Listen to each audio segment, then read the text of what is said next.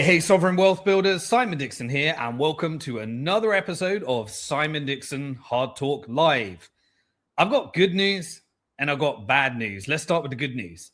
The good news is that I've had my head down all week. I've been in full-blown lockdown because I decided that now is the time to get my book done.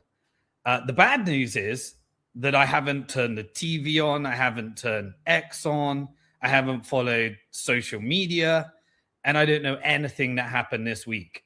And so I'm not going to be covering this week on Simon Dixon Hard Talk Live. But I'm going to tell you why I think this is good news for you. And so if you're new to my show, or maybe you come in from an interview that I've done recently and you haven't shared the whole journey, you may or may not know that it was approximately 26 years ago during the dot-com boom and bust that my father lost all of his money in the stock market.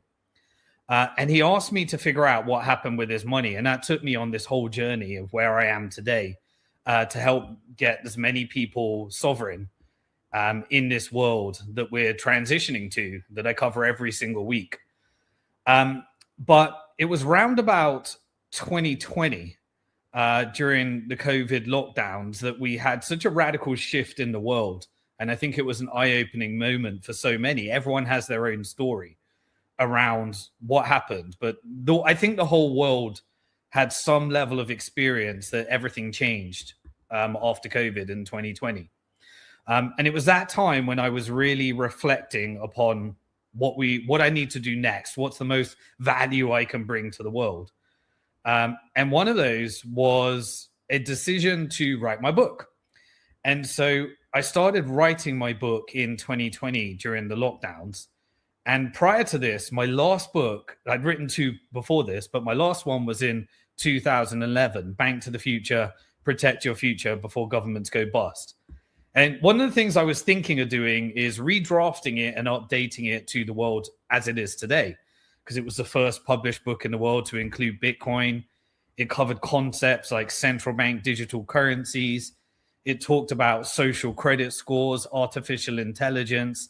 And this was 15 years ago. So much of it actually came and is timeless because we went through all the different banking reforms and how to fix money and various other things. But it was so early in my journey.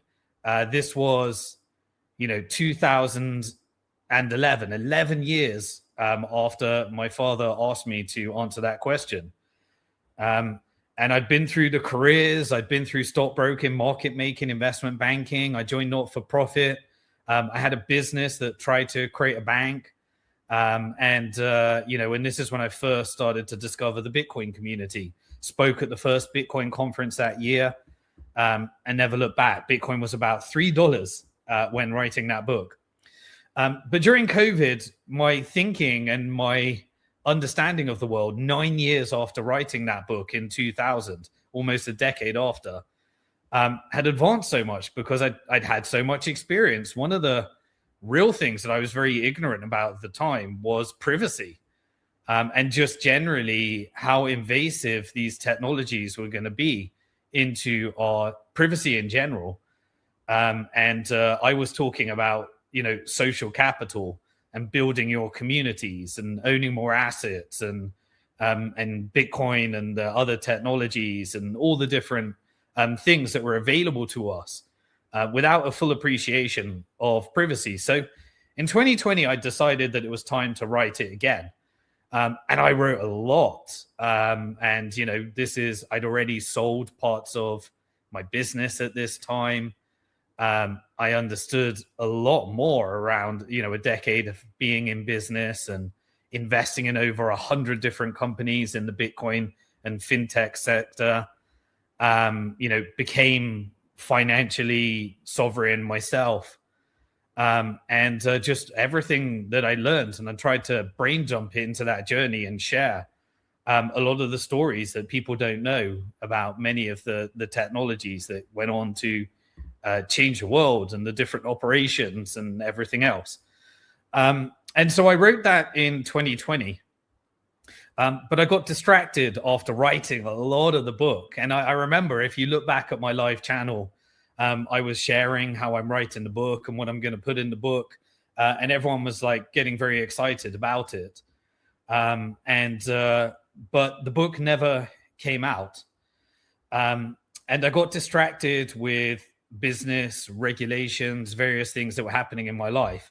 And then the infamous story that happened was the Celsius bankruptcy. And this was where I learned so much more of the connecting dots of the next stage, I would say.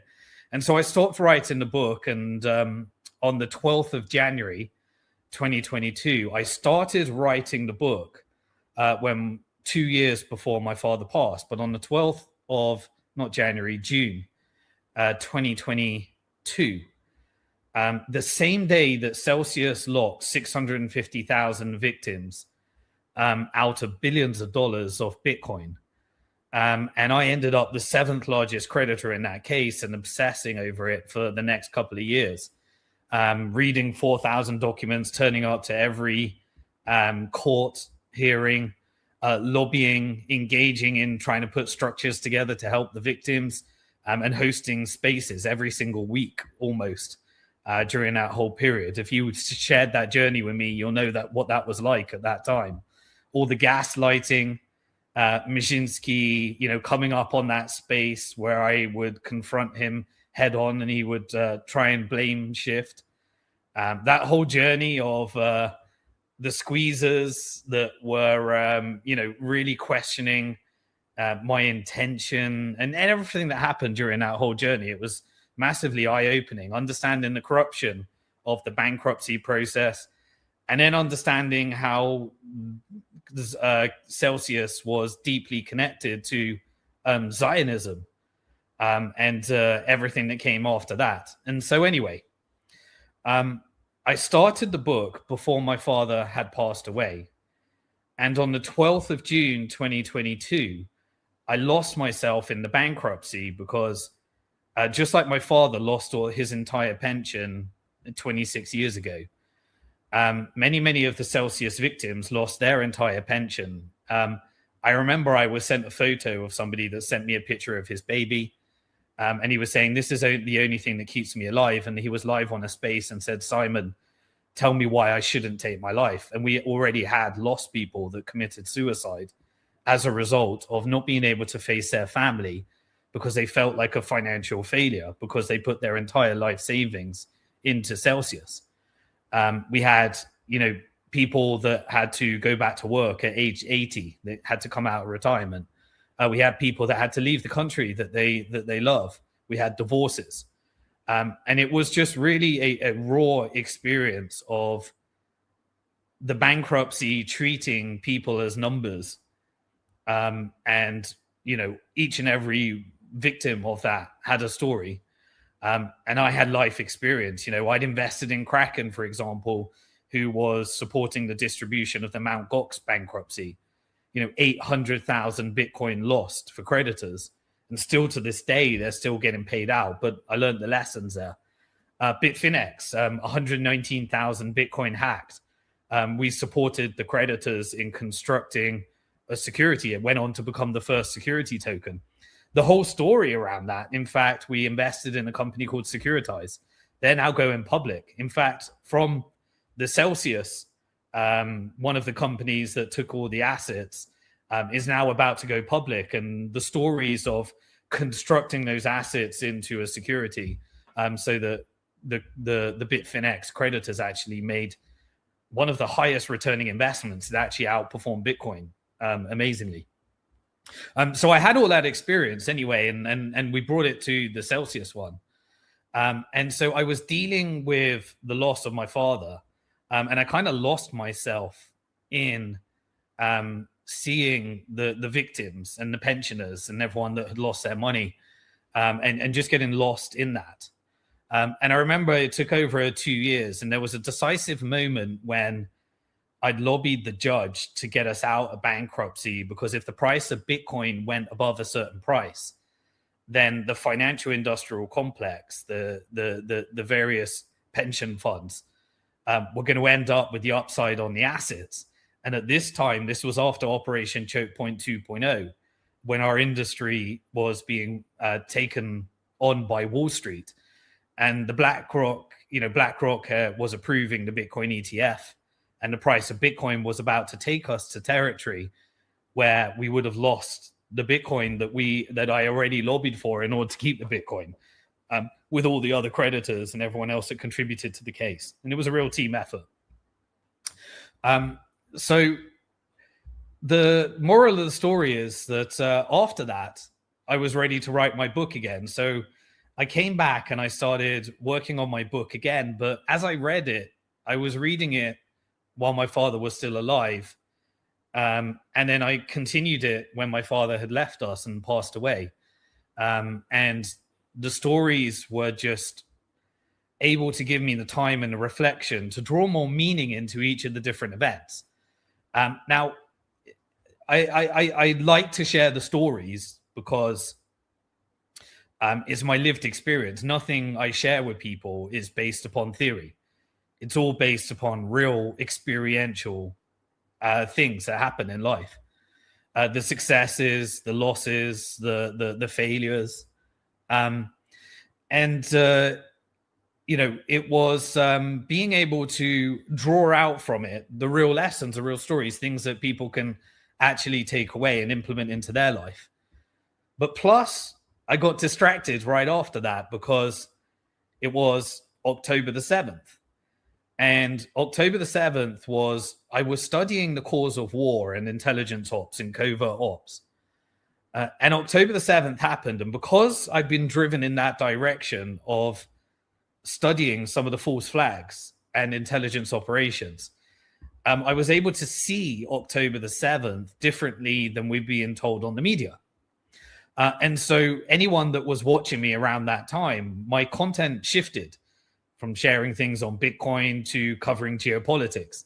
And I'd really been applying this follow the money framework that I covered today and developing it during that time by combining it with not just on the individual level, not just all the companies I'd invested in and the business I'd created, but also the countries that I'd worked with over the years. I early got booted out of the UK because we couldn't get a Bank of England license. Worked with the Isle of Man, and then the Bank of England and the IMF applied trying to stop making Bitcoin legal tender in the Isle of Man.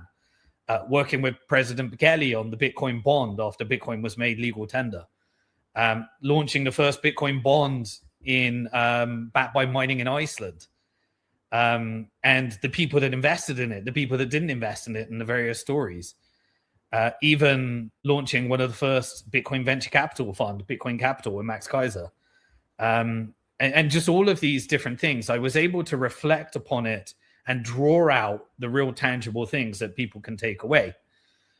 And this time with no real business agenda, no upsell, no sponsorship, no business goal, because I got nothing I'm trying to sell you today other than the value that you can draw out of it and the value that I get out of sharing my analysis and trying to help people figure out if this is useful for them. And so I looked at the draft that I was writing before my father passed away, after my father passed away, started rewriting it, started understanding more about Operation Choke Point 2.0, and combining that with the countrywide intelligence operations that were happening. October the 7th took me on a new journey. I started doing various initiatives to support the victims of the war. And I would be going on spaces on a regular, kind of similar to how we did with Celsius. But this time, people all around the world sharing their experiences of war and what these covert operations are. And I would go on these spaces and I would tell them and try and predict what would come next and analyze what I got wrong based upon my understanding of the covert ops, false flags, monetary flows, and my understanding of macroeconomics and who actually rules the world, the concept of fit, mick, tick that I cover each week. And so it was able to provide a level of taking out the emotion on probably the most emotional topic you could ever have. And I tried to wear these two hats. It was the humanitarian in me, and I was doing the humanitarian work, disgusted with what we were witnessing and what was happening and the genocide happening in real time, versus the analytical hat, which was cold, which was brutal, which was inhumane, which was and still is a realpolitik way of analyzing and seeing things the way that I think those in control and those that are part of the decisions get to see things. And often people would get confused between my humanitarian side and my analytical side. Now, my analytical side is not what I want to happen. It's not what I'm advocating for. It's what I think is happening. It's what I think will happen. And it's what based upon my understanding of world power. And that upsets people because people apply their ideology to it, or they apply their trauma to it, or whatever it may be. And there's a time and a place for that. But that's when I get back to the humanitarian side. And so this whole concept of the human side and the analytical side, and how to just draw that together and how to protect yourself, not based on how you want the world to be, but based upon how the world is, and by following the monetary flows, how we think it's going to be, and then how to protect yourself during that whole process. So anyway, I decided last week to switch off everything and just go full-blown Simon Dixon obsessed mode style into transforming that book. And I'm really proud of what I've come up with. There's going to be 3 parts. Each part will have 7 chapters, and each of the 7 chapters will end in a rule that you can apply. And then it will be 21 rules that come from that. 21 ways to win. And so while I'm covering the topic of what is happening, I want to make sure that I don't just leave you with how bad the world is. I don't want to make the world look better than it is or worse than it is. I want to get that yin and yang, that with every one of these the world that we're going to, it comes with rules and their way to win. And quite frankly, I don't say this to brag, but in the aspects, certainly the financial aspects, I'm not saying this as a theory. I'm saying this as a real lived, going through the wins and losses and finding myself in a position where I'm more sovereign than I could ever have imagined. And I've written 8 chapters, and I've got 21 chapters that I'm going to be writing, and I want to get it done. And so this is just an introduction to that, to let you know that I'm going to continue to write it. And so therefore I can't cover Simon Dixon Hard Talk live this week, which is my committed discipline, where I present everything that happened this week to you, follow the money. And that really is, this is just a video of gratitude, that it's because of that discipline. It's because of my family that allow me to spend the time needed to do this, even though there's no real, job or financial benefit to it other than just a commitment, to the team, to, everybody that helps me make these episodes, to you that tunes in and listens, to all the podcasters that have me on on their platform in order to share my message. This book was written because of you, because of everyone that was involved in making this podcast happen, because of you tuning in, and because of everybody that hosted me on their platform and allowed me to refine my message and tease it out so that I could get it in a clearer way, that wasn't too jargon rich, but really condense it into what is the most useful thing, what is the service I can bring to the world in order to help people get through this transition. Because have no doubt, you are alive at a very, very transitional moment in history. I often said, you're alive at one of the most interesting and exciting time in our moment, in our history, in our lifetime. Some are going to get hurt, others are going to do really well. And I want to make sure you're on the right side of this change. So my father passed away on the 12th of June, 2022. He asked me to figure out what happened to his money. I now know the answer to that question. It took me 26 years. And it took me working with countries. It took me building businesses. It took me working inside the machine in investment banking. It took me trying to change a machine in politics, learning academically in economics at universities. It took all of that for me to be able to finally answer that question. But I got the answer. And I've drawn out the 21 ways to beat the game. And I'm going to finish that book and make sure it gets out. And so that's why I'm not doing any live episodes. So there's a couple of things that I'm going to draw out here. So firstly, thank you. Thank you for turning up. And all I ask for you in return is that if you would like to be on the mailing list, to be one of the first to receive that book, whether it be the audio book, physical book, digital book, whatever, make sure you're a part of simondixon.com and you've got a membership and you've given our email over, and I'll make sure I email you, and we'll look to do the best we can for those that are on the newsletter and to get the most out of it, and maybe some exclusive stuff around that as well. The other is I'll check in with you next week and let you know how I got on. But I'm not going to do a live episode until I'm done. And that's my commitment. I don't want to get distracted with anything else. And so what I'd love for you to do is in the comments below this, tell me what you would like in that book. Tell me what you would like me to draw out and cover more. Tell me what you're confused about. Tell me where I can help you. Because this book is open source. We're going to be writing it with you. I'm going to read all those comments as I'm writing the book. And I'm going to be drawing content to answer your questions. So leave a comment below. And tweet at me on X or wherever you are, wherever you're listening to this. But also, why don't you use this opportunity to catch up on some of the podcast appearances or previous episodes maybe you missed. And so after this, we're going to play a little collage that Azad put together. And we're going to play just, pulling it out, edited from those that had hosted me on their podcast. So that you can see a little bit more of it. And then after I've written the book, I'm going to be, going on many different podcasts that have invited me to go on, but I've delayed. And so I've been invited to go on, but I said, I want to get my book done first. So I'll be returning back to those people once I've written the book and make sure that we can condense it down. So let's share this journey together. That's all I ask. In order to do that, make sure you're following me on X and give me some real-time updates, and I'll be giving those as I write this book.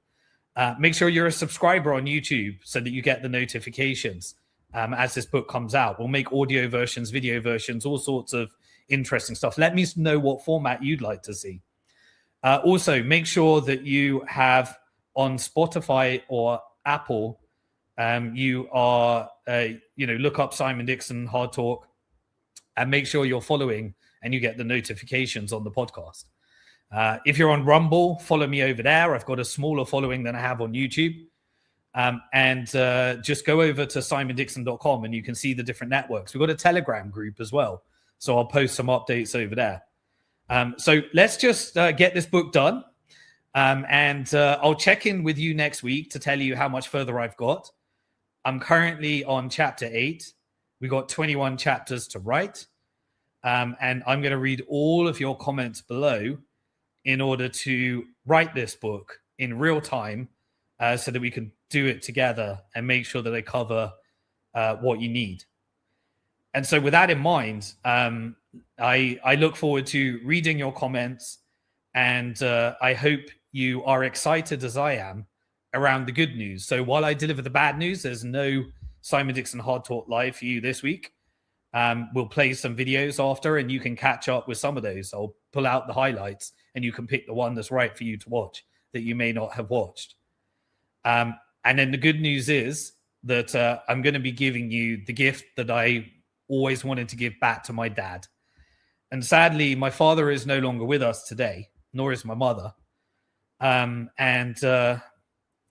sure he's watching over us and he's able to learn the lessons and get the book, because I got the answer to his question 26 years after he asked it. And what I'm going to do for my father is I'm going to release that book and give the answer to you so that you can implement it you can share it with your loved ones, and you can make sure that in this radically changing time, you know what my father didn't know, so that you can, implement these 21 ways to win the game, which is the best of what I got. And maybe in 5 years, 10 years, we'll write another one, or maybe I'll get in the mode and there'll be more follow-up books. We'll see. But we'll share this journey together. And finally, that book, which I'm not going to tell the name of yet, but I've got the answer for my father, and I'd like to share that with you. So on simondixon.com as well, you'll notice that there's a membership portal where you can create a username and login. This is really my backup in case I get taken down. We try to create a contingency environment, and we got a membership portal that we created there. Within that membership portal, it's actually the only place you can go to in order to get a free downloadable PDF of my previous book, Bank to the Future, Protect Your Future Before Governments Go Bust. There's a bunch of other stuff in there, but one of them is a section where you're able to ask questions that we previously used in order to where people could share what they'd like to see in future episodes of Simon Dixon Hard Talk Live. But what I've also asked my team to do is to go through that. And if you head in there and you write a comment of what you'd like to see included in the book and your questions and whatever you'd like to say, I've asked my team to prioritize the membership portal and pull it out for me, because I'm going to be heads down and I'm going to be focused on that, on writing. But I've asked my team to pull out everything there. So if you create a login for yourself, and maybe this is the opportunity to take the PDF now that we've got such great tools in order for reading out. You can put it in AI maybe, and you can get the summary and catch up with my thinking way back in 2011 and ask it some questions. But you can have the PDF, and you can get that from within the membership portal. And there's a bunch of other stuff you can get there. We've got legacy episodes of things like video series I created actually during COVID, during the 2020 Great Depression. I was talking about the Great Depression of the 2020s and this silent depression. You can see that video series, various things as well. But make sure you've got a username and a password there. And that's where I'm going to be emailing everyone the updates. And that's where you can add a comment where my team is actually going to be reviewing that and pulling it out for me and pushing it through AI to make sure that we've got everything that should be covered in the book as I'm drafting. So always remember, you are alive at one of the most interesting and exciting times in financial history. Some are going to get wrecked, others going to do really well. And I'm going to get that book out there so that you can be on the right side of this change. Enjoy the little montage of clips, and thank you to everyone that shared the journey. And head over to my YouTube channel where you can search in, and maybe we'll put some links in the description to all the different full episodes and blog posts of everyone that we're about to cover. Enjoy the video. Peace. I think there's a small group of power structures that sit above countries that are running the show. There's no political solution in the West. There's no democracy, it's all a lie. The government is a distraction. The left versus the right is a complete distraction. You need a theatrical moment to define the end of empire and the transition to the New World Order. So there is a way of breaking the system if we wanted, but they don't want you to know that. What's the way? The UK, the European Union, Australia, Canada, the collective West is fully subordinate to US corporate interest because they're rolling over the debt-based Ponzi scheme. Yes. They have access to the financial industrial complex tools. They can create a currency war if they want to destroy your wealth. They can laden you with debt, which they can roll over. They can use intelligence and military in order to destabilize your country, turn genuine riots into color revolutions, take away somebody that represented the people and install a dictator, that takes the corrupt money in order to privatize all their resources and make sure that Chevron, Exxon, Lockheed Martin, General Dynamics, JP Morgan, the IMF, all can come in and use your country as an asset management portfolio. So most people, when they hear this, they think, is this some kind of organized cabal?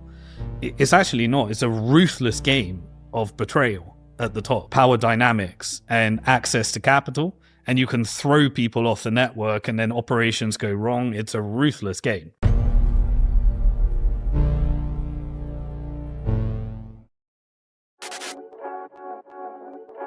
America is getting into this extreme divide and conquer political polarization. You've got suicide rates at all-time high, the 10th largest cause of death in America. You've got drug addiction at all-time high. You've got wealth inequality at extremes that are causing extreme polarization. I know how Wall Street works. I know how Silicon Valley works. How do I get free? And I tell them, own more Bitcoin every month than the last month. Own more Bitcoin this week than last week. Own more Bitcoin today than you did yesterday. Self-custody it, run a node, and invest in community infrastructures. Build your freedom. So we need to decentralize money, we need to decentralize artificial intelligence, and we need to decentralize control grids through decentralized communities. If you fund your farmer, they want your farmer bankrupt because they want you having artificial food that's manufactured in some technical industrial complex. If you want to know what they want to do to the world, what it could look like, look at what they rebuild in Gaza. Some are completely subordinate debt slaves. That's what the financial industrial complex wanted to create, which is make you a collateralized debt obligation, where you earn just enough and you work your whole life just to pay the interest. And as you progress, you take on more debt and pay more interest. And you do that forever. That's the slavery. And this is the game of investment banking. You build all the products around it to subordinate governments, companies, and individuals. That's the asset stripping phase. Europe is being systemically asset stripped, and that's why the war with Russia and Ukraine will continue probably for another 3 years. The end game here is, if you look at what Larry Fink will tell you, you will own nothing and be happy. How do you achieve that? And then when you manufacture crisis, each crisis leads to concentrating wealth upwards. And then they want to make you happy. How are they going to make you happy? They can do that by giving you on a universal basic income. And so you reset the world order into multipolarity and build a global control grid. Every capital flow in the world is telling me that that's what's happening when you follow the money. People want an easy conspiracy theory of 300 people sat in a room in an organized cabal. There's no such thing as a democracy. Democracies are captured. Almost every government is subordinate to that capital structure. And so they created an operation called Operation Choke Point 2.0, where they created companies that you could destroy to remove credibility, manufacture a crisis, take out all the banks that were servicing the crypto companies and replace them with Wall Street. No personal attack against Michael Saylor. He works for his shareholders. Strategy is doing what it was designed to do, which is create an arbitrage vehicle for manipulating the short-term price of Bitcoin, for trying to centralize as much Bitcoin as possible. In our last conversation, you were basically setting up that the end of the Iran war would come right in line with the IPOs. I think it's already been signed, and now they're just playing theatrics. They're trying to time it with the liquidity needs of the major IPOs that are coming. Where do you think we're heading next? What's your read on the situation? Who won?